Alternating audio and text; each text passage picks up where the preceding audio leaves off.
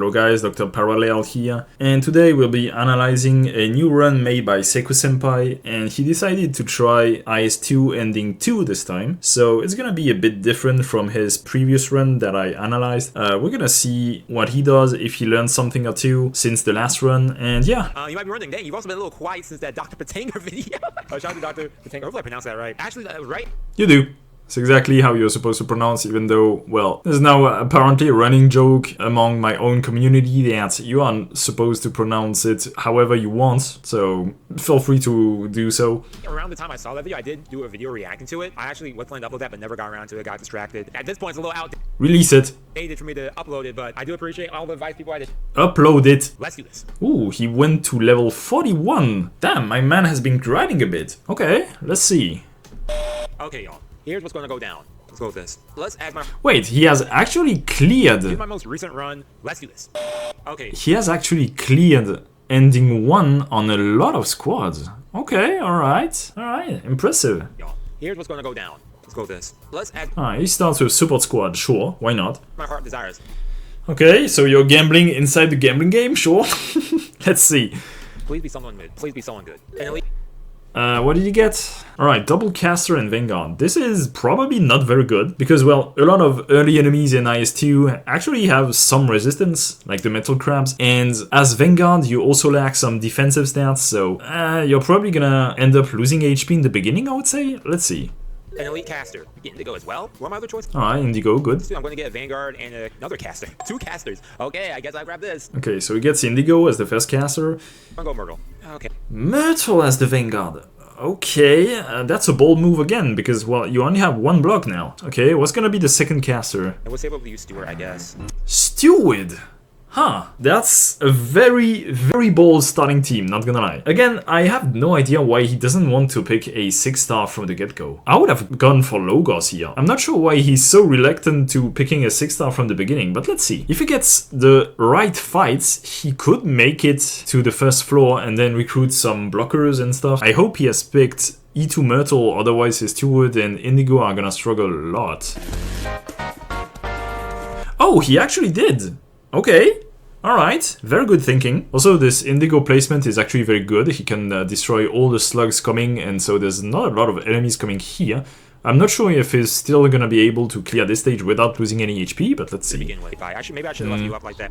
Yeah, expected, but admittedly, having only 1 block and 2 operators that can damage other enemies before a while, and still only losing 2 HP, that's not bad. But yeah, you're really lacking a lot of block from the beginning. I wonder who he picked as the operator. We're on the path. I don't... Alright, he's going for the second ending. I don't think I want to do Gun Salute, considering my numbers. I could attempt... Yeah, there's absolutely no way he can clear Gun Salute there. Like, Gun Salute, you probably want either a defender or a medic. And, well, your only quote-unquote medic is Myrtle. Also, you have only 3 operators, so he has E2'd an operator. So he has either E2'd his Indigo or E2'd his Myrtle. Whoever it is, it's not very good. No, I don't want to lose any more life points, so we'll play it safe. Yeah, that's actually the best decision there. Like, usually I'm all for going for emergencies, but this starting team is so weak that there's absolutely no way he can do this emergency. I'll go for more life points, considering... Nope, it's a way to cope with the fact that your starting team is so weak, but still, I would still go for the resistance there. Like, usually more stats is much better than life points. Like, to be fair, anything, at least in IS2, is much better than life points. So, again, I'm not sure if he has E2'd his Myrtle or Indigo, so if he hasn't E2'd his Indigo, probably the caster voucher. The rest is actually so bad. Like, he could pick the Crane just to get a pseudo form of healing, because, well, you redeploy your operators, it's pretty much like healing, but the rest is actually so insanely bad. Jesus. Not require... Oh, do I even have a medic? I don't have any medic. Oh, so he E2'd his Myrtle. Okay, so I would pick the caster voucher. I don't even want to E2 Indigo, actually. I still think you would still go for Logos. You need everything you can right now, because you're on floor 2 with 1 block, and that's an E2 Myrtle. That's not gonna cut it. 5-star operators class to recruit. It's not bad, but it's way too slow for what you actually want right now. You probably don't want 5 stars, you want 6 stars. I'm going to grab another caster. Like, okay. Let's grab this. Because if I decide to grab a caster voucher, I could grab someone, and it costs a little less, and I have 6 left over. Let's grab a caster. Oh. Ooh, free passenger over Logos? It's not bad of an idea. Sure. This way you can save the hope for a more tanky melee unit. So yeah, sure, why not? Why not? Okay, I've never used Passenger before, which, you know, I think that's interesting. If I actually plan this out well enough, This is probably one of the best stage to do when you have very little melee units, because you either have a very powerful melee unit that can also somewhat tank, or you have a healer because of the Crocs, or you have nothing of this and you have only range units, and this stage is actually perfect. Particularly with Passenger that can work as a pseudo AoE caster that can damage a lot of units with only one attack, so yeah, I think this stage is doable for sure. that's great. That's great. That's great. He used S1 Passenger. That's an interesting choice. Yeah, sure. Yeah, why not? Can he kill the crocodiles? Maybe with Indigo and Passenger and Stu? Maybe. Yeah, that was close, but okay, sure. What if I do the rest of this all casters? Let me not do that. Let me stop playing around. Okay, we get to grab a guard. We'll get to Okay, guard. Very good. Please recruit a 6-star guard, or something very tanky at least. performance first. Dawn, immediately gain +1 life. I went into a new encounter. Useless. Oh, I like that. We have a guard I could recruit. Who I want to recruit as a guard. I'll go Lapland though, so we could. Yeah, I would have probably gone with Spectre simply because she's more tanky, but at the same time, Lapland has some interesting uses in IS2, like for example against this stage with spiders and stuff. So yeah, I can't say it's a bad option for sure, but again, very conservative with the hope. It might end up biting him back. I sure hope it won't. The stage with the duck in IS2, I think with Passenger is probably doable. Honestly, because it's the stage where there's a lot of dogs coming at you, right? Since he's only on floor 2, so it's probably doable with Lapland 2 that can attack 2 enemies at the same time. But the main issue is he doesn't have a lot of healing, so if the dogs can actually go to his Lapland, it's gonna be a bit dangerous. I still think he can do it, probably. I'm not doing this. No, I'm not. I remember what I don't want to deal with that. That's the one with the dogs running around, right? Yep. I'm pretty sure you were able to do it, but I can understand, like, this was probably very close. If you had a more tanky guard, for example Spectre, I would have absolutely told you to do this stage. Absolutely. Let's go for another encounter. What's the emerging option? I think I read some comments, for example this one by IN59 that says, it's always quote-unquote better to take combats. Combats give multiple rewards, command EXP, recruit vouchers, ingots, sometimes relics. What you mean by sometimes is that against emergency combats, right? And yes, I do agree, most of the time you prefer combats over encounters. Maybe the exception to this, after experiencing it myself, is IS5. There's a lot of extremely strong encounters in IS5, and there's a lot of cases where I would pick an encounter over a combat in IS5, but I would never pick, for example, an encounter over an emergency combat, unless I am absolutely certain I can't clear the emergency. So yeah, just to sum up what an emergency does compared to an encounter. An encounter, you're gonna get, like, for example, 5 ingots or 2 hope. What the emergency will do is you'll get EXP, which means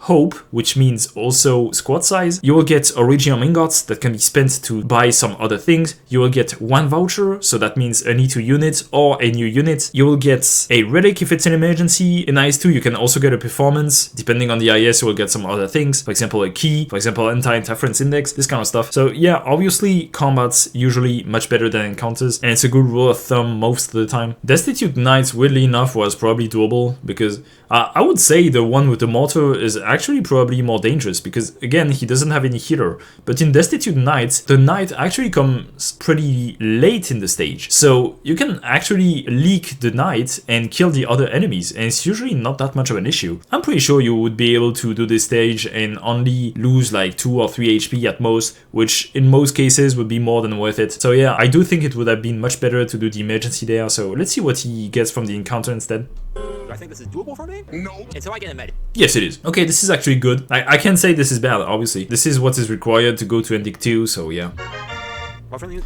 Ribbon of Honor against the second ending is one of the most useless relic, obviously, because, well, you're not gonna block the boss. Still, it could be used against the boss on the 3rd floor, for example. It just depends on who is gonna fight, so let's see. Okay, if I recall, this is... Okay, this is extremely easy with Lapland. Okay, so he probably wants to go to a rogue trader. Again, since in IS2 you can't reroll shops, you will usually have an extremely large amount of Iridium ingots, so rogue traders are actually very valuable. Oh, it's this guy too. Okay, so Ribbon of Honor is actually pretty good there. Yup, that's the basic Lapland use for IS2. Alright, still using Myrtle S2 to heal Lapland, that's good. So far that's actually a pretty good run, even though he dodges a lot of good emergency combats, I would say. But so far it's actually pretty good. Probably can kill the bear. How about you? Okay. It's okay, it doesn't matter that much. Recruitment voucher though. Guard or sniper? Guard and sniper, so we can E2 Lapland. If I grab another guard, I could promote what's her face? Lapland for now. Yep. I hate when they do this. It's like Sharp. Huh. I would D2 Lapland simply because of the boss that's coming. Lapland is probably gonna be the one that is gonna block him, unless he wants to kill it from the distance. It entirely depends on what the path of the boss is gonna be. Is it gonna move like horizontally or is it gonna move vertically? If he moves vertically, then it's gonna be pretty hard to deploy Passenger, for example. If he moves horizontally, then it shouldn't matter that much, but I wouldn't gamble on it, and so I would pick E2 Lapland, but I can understand if he wants the Sharp, or even something else like Thorn Sutter or Xiaobai or this kind of stuff. Wait, he hasn't upgraded his Xiaobai. like we'll go throwing him in. Oh, what's up, man? Musical challenge. Use 3 Originium ingots. Okay, that's the thing that allows to get more hope. I mean, he has 14 hope. I wouldn't probably do that. For the 10% of that thing, I'll do it 3 times, and if I don't get it, then screw this guy. Oh, awesome. Magnificent massage gain.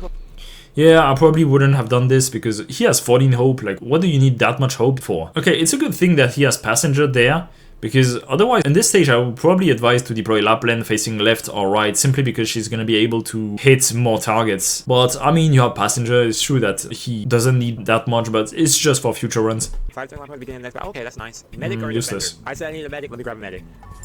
Alright, Medic there is extremely good, because this boss deals poison damage on the map as long as he's not blocked. So you absolutely want a Medic, unless you know you have some extremely powerful unit that is able to block him 24/7, for example Blemishine or something. Here, yeah, absolutely the Medic. Encounter or that? Well, I want to see the... Probably the Road Trader. I'm not sure how many ingots he has, but probably enough to buy a lot of good things. Rouge Trader, so I could get hopefully something else that helps me. Alright, what is there here? Pure Gold Expedition is probably a waste, because he has way too much hope. I'm not sure about his squad size, but it's probably too expensive for this. Yeah, in the order, I would say probably E2 Passenger first with the Caster Voucher, E2 Perfumer with the Sniper plus Medic Voucher, and if he has enough ingots, probably the Landmine set. Landmine set is actually pretty good. I could have another caster, y'all. Range operator, what's this? A medic or a sniper? Ooh, that could be helpful. Do I want to go with that? Okay, if I decide to do it that, do I want to do a double medic setup then? Probably not. You probably want E2 Perfumer before double medic, simply because I don't even know you have enough squad size for this. I think that'd go. I mean, that's what I've always done usually to fight the gesture, whatever the thing is. I could increase per. You probably don't need that much. But I kind of want to go with a double medic setup. Let's be safe. I mean, I'm not sure about his squad size. I would have still E2 Perfumer. I think that's more than enough. Let's be safe, Nicholas. First time he has recruited Breeze. Okay, that's interesting. Mind. Does it mine? Yeah, I do want to bring the mines. That'd be useful. Hope +4, squad size limit, and deployment limit +1. I would. That's 16. That means after then I have what, 8? Caster? Let's go Passenger. That'd be good. Wait, he was able to buy everything. I didn't even know he could also buy the pure gold thing. Okay, sure, why not? The squad size is actually very interesting then. Okay, last time I helped you out, you attacked me, and... Can he do that with like E2 Passenger? He doesn't have a lot of melee healing. Like for example, he could deploy Passenger and then Myrtle to try and heal Passenger with S2 and try to kill the enemies with Passenger skill. But I'm not sure if Myrtle is gonna be able to tank long enough. So it could be a bit dangerous, I would say. Now let's be safe. Alright, sure, but that's exactly why I wouldn't have done the encounter in the first place, and I would have probably gone for I think there was an emergency, right? So we skip the emergency. So you see what you're doing. You're trying to do encounters, but then you are skipping on the content of the encounters, which means you literally skipped a node instead of, for example, going to a combat. So if you had gone for this combat or emergency combat, you would have gotten a new voucher which could have helped you against the boss. And instead, well, you literally skipped a node. You have to understand that in most roguelikes, skipping a floor or a node or whatever you call this is usually a bad thing, because these roguelikes are supposed to scale. And if you don't scale with how the roguelike scales, then you're quickly gonna be left behind. And if you're left behind, usually it's gonna be a snowball effect in which you're gonna lose more and more HP over time, and eventually you're gonna lose, period. So yeah, I would have still gone for the combat there. Plus, hold up, because I have this, right? Yeah, at the beginning of the next battle. This is my next battle. We do the first one. I mean, it's probably not gonna be that useful, but let's see. Okay, so he's moving horizontally, so he could use Passenger to simply snipe him. That's where you up that view. Alright, okay. He's probably got it. Tactical nuke incoming! Yep. That's sick. Hold up. We're good. Alright. Alright, very good, very good. If the boss had moved vertically, it would have been a bit more difficult, I would say, because he would have had to spread his medics, put a medic, for example, there, and Passenger here. Overall, he still played the stage perfectly, so alright, let's see what he gets. That was a very fortunate run. I'm glad with the double medic thing and didn't. Vanguard guard, I would probably go for a tanky guard or something like that. Does he want thorns this late in the run? Probably not. Maybe something like a Surtur to deal with some very difficult enemies. Let's see. Didn't wager on being greedy and leveling her up more. Let me select my collectible first, see what this is. Yep, collectible first is always the right idea. Good. Draft of speech is a complete waste there because, well, you have 19 hope. What's the point of this? Operator minus 2 hope to recruit. That's nice. Enemies have minus 20 HP. Considering I have a lot of hope right now, let's go minus 2 HP for that. Alright, very good thinking there. Very, very good thinking. Let me E2 Lapland. Okay, what do we have here? Yeah, I forgot he still didn't have his Lapland at E2. Yeah, sure, okay. Encounter some ops fights, another encounter safe house. Probably go for the top path, because there's a safe house right before an emergency, so you could E2 an important operator that you may recruit before, right before this emergency, so I do believe you should go for the top path for sure. This stage is more than doable with Passenger. So let's go to the encounter for now. For an no. That was clearly a bad choice in my opinion, for the simple fact that, again, the top path was actually so much better. Distress that start. I got proof of friendship minus 2 but gain 3 hope. Let's go for more life points because I need that.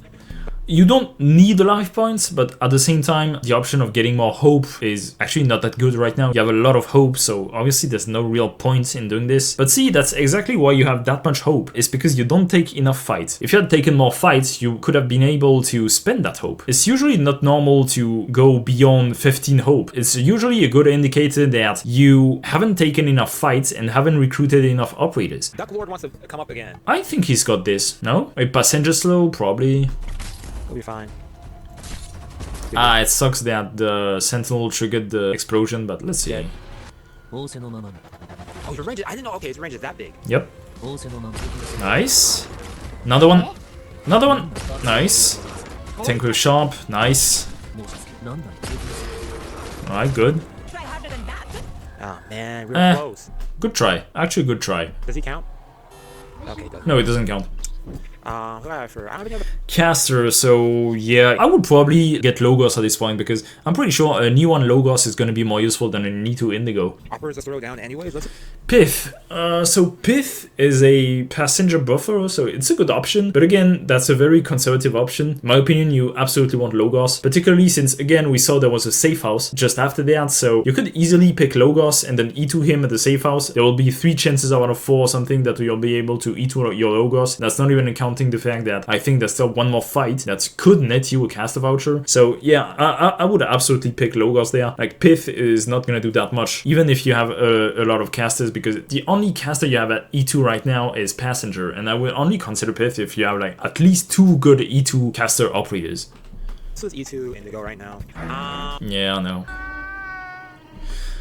Usually for this stage, if you have Passenger, it's best to deploy him here, where Indigo is, simply because with the range of his S3, he's able to preemptively snipe these Sarkha's lenses by hitting them here. So it can have some surprising uses sometimes. I think the rest of the placement is very good. I would have simply switched Indigo for Passenger, and it would have been the best thing, but what did he lose? 4 HP? It's not the end of the world. I didn't want to do this stage. I knew I Victory Horn, useless. wouldn't be in the right mindset for it.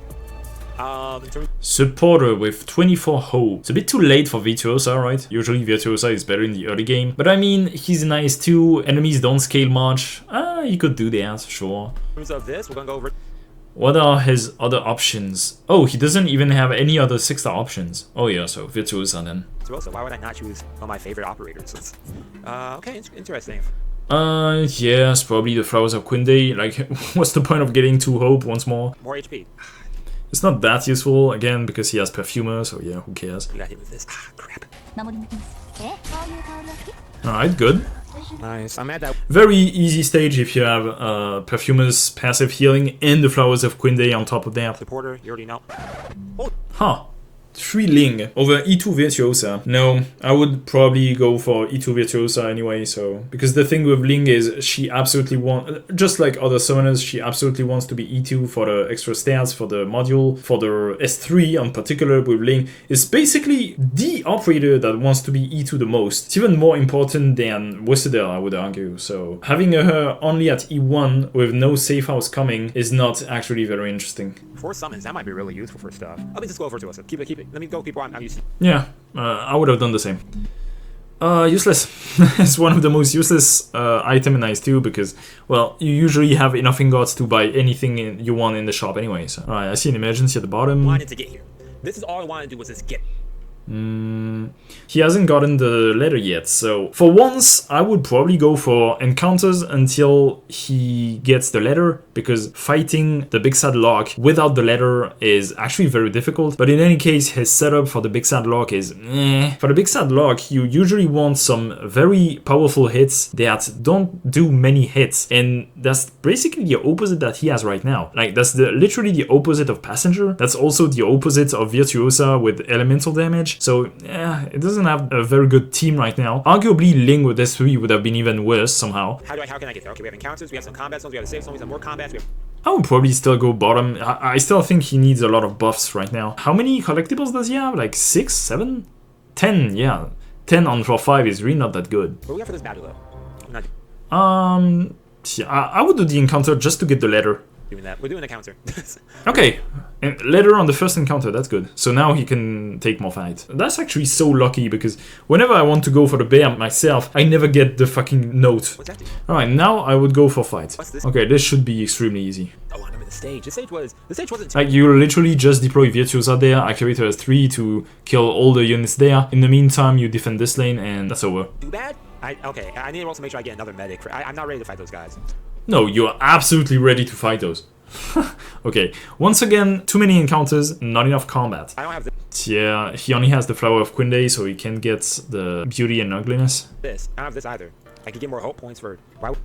Yeah. I would take the hope points, not that I need them. Why comfortable? Okay. Yeah, you admitted yourself, not that you need them. Why don't you need them? Because not enough combat. If you had taken more combats, you would have been able to spend that hope in order to recruit more operators. So here, he would have been able to E2 Logos if he had picked him, and that's not even accounting the fact that he should have had an E2 Logos for at least 2 floors right now. And so the obvious choices should have been squad size, but since he has so many operators that still want to E2, weirdly enough, the best choice is the elite voucher, and that's not a good thing. Squad size +1. I gotta go for the life points, y'all. I would think about... What? Oh, it's clay all over again. Oh my god. No. This was easily the worst mistake in this run. You have to understand that there is like not even 5% chance that these 5 life points are gonna matter at all in this run. Honestly, I'm gonna watch the end of this run and we're gonna see if these life points end up mattering or not. But here, I would easily E2 an operator that he hasn't E2 yet, or get the squad size. I gotta go for the life points. You have 3 upgradable operators. 3 upgradable operators, and you go for the life points. Okay, recruitment voucher. Do I want to grab specialist? Specialist caster. I don't know his specialist much. If he has, for example, Ascalon could be fine for the second boss. I'm not sure if he has Tix Assaulter or Yato Alter, this kind of things. So yeah, I really don't know there. I could go with a Logos or anything, but in terms of specialist, I always like Ascalon, so have that little... Oh, he has Ascalon. Okay, that's a very good choice. Probably still not gonna be enough, but that's a very good choice still. Alright, this is by far the best downtime recreation he could have gotten, because, well, he has a lot of hope thanks to him taking a lot of non-combat nodes and him having the collectible that gives him hope every time he enters a non-combat node. So obviously he has like 1 billion hope right now, and this downtime recreation really likes you having a lot of hope. So is this gonna pay off? Let's see. Life points probably shouldn't matter. Hey, I like that. I get collectible this time. Okay, this is extremely good though. Do I have any? Am I gonna be able to do any more recruiting after this? I don't think so. No, so absolutely spend everything you can there. I'll do it one more time. No, do it way more than one more time. This is very good too against the second boss. Have more defense and stuff. That's insanely good. That's also no, this is actually very useless with his current team, but actually it works with Lapland S2. Never mind. Yeah, sure. Okay, that's. I don't know what. No, what are you? Okay. Why? This is just one question. Why? I think there's like 1 fight, so you're gonna be able to like spend at most 6 hope, and you still have 14, so you could have done this at least 4 more times. Yeah, see, only 1 fight, so you could have done it at least 4 more times. Why though? He lacks way too many things there. He doesn't have enough block, he doesn't have enough burst damage. Yeah, it's gonna be very tough. I'm glad I didn't lose any life points right there because I didn't want to lose any. Recruitment voucher? Again, the life points aren't gonna matter anyway, because yeah, sure, you have like, what, 8 life points right now? If you lose to the boss, 8 life points aren't gonna help you at all. Supporter, defender. Probably defender is the best choice here overall. Does he have Mudrock? I could go for a support. You're up. You grab a defender. I don't have any defenders when I think about it. Alright, what does he have? Mudrock, Jessica. In the late game, Mudrock is infinitely better because Mudrock already works well at E2, while Jessica is basically a debuff against this boss because her attack speed is so high with S2, and you actually don't want, again, what I said, I actually don't want a lot of attack speed against the second boss. So the S3 would be much better. Let's grab Jess. Jess would be an awesome pick. No. Like, Mudrock would have been infinitely better there, unfortunately. I know some people are saying this is tough. So it looks like we have something going on here. It's usually not that tough, it's just that you need to usually deploy healers first, then deploy your DPS, and finally deploy your tanks, so the tanks draw the aggro of the rocks that fall. And as long as your operators don't deal damage very fast, but deal high amount of damage, then you're fine. But your team does literally the opposite of this right now. So yeah, I don't think he's gonna be able to win, but let's see. I'm curious what path the boss is going to take. Yeah, let's talk about the boss's path. If we're being more serious, what should he do there? The best choice would probably to deploy Breeze here, Perfumer there, deploy Myrtle to generate some DP, deploy Sharp since he can deal some very high damage to the boss and at a very slow pace, which is actually exactly what you want. Deploy Jessica there, actually facing bottom, not facing right, because you are gonna use her exclusively to defend this lane. And let's hope that simply Sharp and Mudrock are gonna be enough there. You can deploy Mudrock there, doesn't really matter that much. You can deploy Sharp here. I'm not sure about Virtuosa. Maybe Virtuosa can be deployed there to help Jessica. Yeah, probably. Like Virtuosa there. Yeah, I think Virtuosa there, Breeze there, Perfumer either here or there, Mudrock here and Sharp here could work, I suppose, but I'm really not too confident. Okay, I got some ideas. Let's try them out. Yeah, I forgot Passenger. Passenger should probably... The weird thing is that Passenger probably don't even want to be used against the boss. Here, I would even probably... I would either use him here, if your Perfumer is deployed, like for example there, instead, and only attack the units here, but the issue is Passenger's attack are gonna rebound on the boss. That's the main issue. Maybe I would even like deploy him here instead of Virtuosa. Yeah, you know what, I would probably deploy Passenger there, facing bottom, and Virtuosa here instead. It's probably even better. You don't want Passenger to hit the boss. He's gonna hit the boss so fast that it's gonna trigger his AoE a lot of the time, so you don't want that. Oh, that's gonna be asinine. That's gonna be... Okay, that's already not off to a great start because, well, Myrtle won't be able to be healed by Perfumer there unless he deploys Perfumer unoptimally. I get this. Yep. Okay. Okay. Ooh, no. Okay. Oh, this is not gonna end well. What was you next, Dress? I'll put you right here. Not there, right here. Don't use the skill. Okay, he's dead. F's sake, man, this is gonna suck.